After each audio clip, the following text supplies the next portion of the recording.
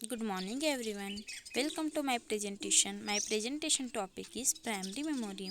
My name is Ujasvi Sahu. I am MOM first semester student.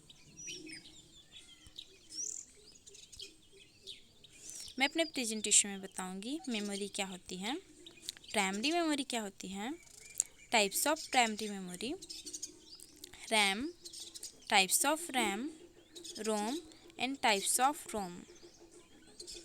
Memory. Computer की memory इंसान की मस्तिष्क की भांति ही होती है। जो भी इंफॉर्मेशन होता है उसको स्टोर करने का कार्य हमारा मस्तिष्क करता है। उसी प्रकार में कंप्यूटर में जो भी इंफॉर्मेशन डेटा होते हैं इसको स्टोर करने का कार्य मेमोरी करता है। कंप्यूटर में मेमोरी 3 प्रकार की होती है, प्राइमरी मेमोरी, कैश मेमोरी और सेकेंडरी मेमोरी। हम लोग देखेंगे प्राइमरी मेमोरी क्या होती है। प्राइमरी मेमोरी में वे डाटा या इंफॉर्मेशन होते हैं जिन्हें सीपीयू प्रेजेंटली प्रोसेस करते रहते हैं। प्राइमरी मेमोरी कंप्यूटर में सीपीयू से सीधे कनेक्टेड होता है। प्राइमरी मेमोरी सेमीकंडक्टर से मिलकर बने होते हैं। प्राइमरी मेमोरी सेकेंडरी मेमोरी की तुलना में तेज होता है।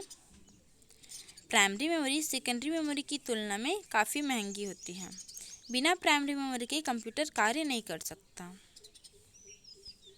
प्राइमरी मेमोरी के प्रकार। प्राइमरी मेमोरी 2 प्रकार की होती है, रैम और रोम। रैम के भी 2 प्रकार हैं, एस रैम और डी रैम। और रोम के भी 2 प्रकार हैं, प्रोम और ई प्रोम। रैम का फुल फॉर्म होता है रैंडम एक्सेस मेमोरी। रैम को रॉबर्ट डिनार्ड ने 1968 में इन्वेंशन किया था। जब भी हम लोग कंप्यूटर में कोई फाइल ओपन करते हैं तो सबसे पहले रैम में लोड होता है। रैम को टेम्परेरी मेमोरी भी कहा जाता है। रैम एक वोलेटाइल मेमोरी है। वोलेटाइल कहने का अर्थ है कि पावर सप्लाई मिलते रहता है तब तक इसमें डेटा रहता है। पावर सप्लाई ऑफ होने के बाद इसमें के डेटा इरेज हो जाता है। रैम की विशेषताएं। रैम सीपीयू का भाग होता है। रैम के बिना कंप्यूटर अपना कार्य नहीं कर सकता। रैम कंप्यूटर की प्राइमरी मेमोरी होती है। रैम में जो भी डाटा या इन्फॉर्मेशन मिलता है उसको वह रैंडमली एक्सेस कर लेता है। रैम एक अस्थायी लेकिन तेज मेमोरी है। रैम काफ़ी महंगी होती है। रैम स्टोरेज से भिन्न होती है। यह है रैम। रैम मदरबोर्ड में अटैच एक चिप होता है। रैम को असेंबल और डीअसेंबल किया जा सकता है।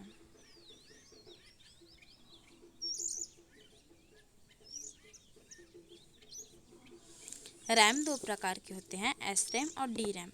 एस रैम का फुल फॉर्म होता है स्टैटिक रैंडम एक्सेस मेमोरी। यह भी एक वोलेटाइल मेमोरी होता है। पावर सप्लाई मिलते रहता है तब तक डेटा रहता है। पावर सप्लाई ऑफ हो जाने के बाद डेटा भी इरेज हो जाता है। एस रैम को हम लोग कैश मेमोरी के रूप में भी यूज़ करते हैं। सेकंड है डी रैम। डी रैम का फुल फॉर्म होता है डायनेमिक रैंडम एक्सेस मेमोरी, जिसमें डायनेमिक का अर्थ होता है चलायमान या परिवर्तित होते रहना। इस रैम को हमेशा रिफ्रेश करते रहना पड़ता है। हमारे कंप्यूटर में जो रैम होता है वह डी रैम होता है। रोम का फुल फॉर्म होता है रीड ओनली मेमोरी। रोम को 1980 में बनाया गया था और सोनी मेजर कंपनी द्वारा 1982 में इसका पहला उपयोग किया गया।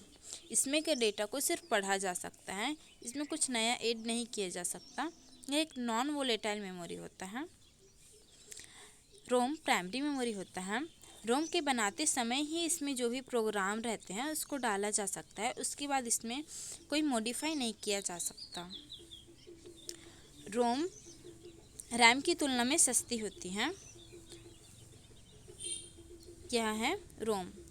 जब भी हम लोग कंप्यूटर को ऑन करते हैं तो सीपीयू सबसे पहले रोम के बायोस प्रोग्राम को रीड करता है। बायोस का फुल फॉर्म होता है basic input output system. BIOS program 3 कार्य करता है। सबसे पहले पोस्ट ऑपरेशन करना, यानी कि पोस्ट ऑपरेशन में वह पेरिफेरल प्रॉपरली कनेक्ट है या नहीं कंप्यूटर से, यह वो चेक करता है। उसके बाद सेकंड डेट के टाइम की सेटिंग करता है और थर्ड ऑपरेटिंग सिस्टम को लोड करता है। रोम दो प्रकार के होते हैं, प्रोम और ईईप्रोम। प्रोम का फुल फॉर्म होता है प्रोग्रामेबल रीड ओनली मेमोरी। इस चिप में जो भी डेटा या इन्फॉर्मेशन होता है उसको इसके बनाने के समय ही डाला जा सकता है, वो हमेशा के लिए रहता है। ईईप्रोम का फुल फॉर्म होता है electrically erasable programmable read only memory. इसमें के डेटा को हाई इलेक्ट्रिसिटी में चेंज किया जा सकता है।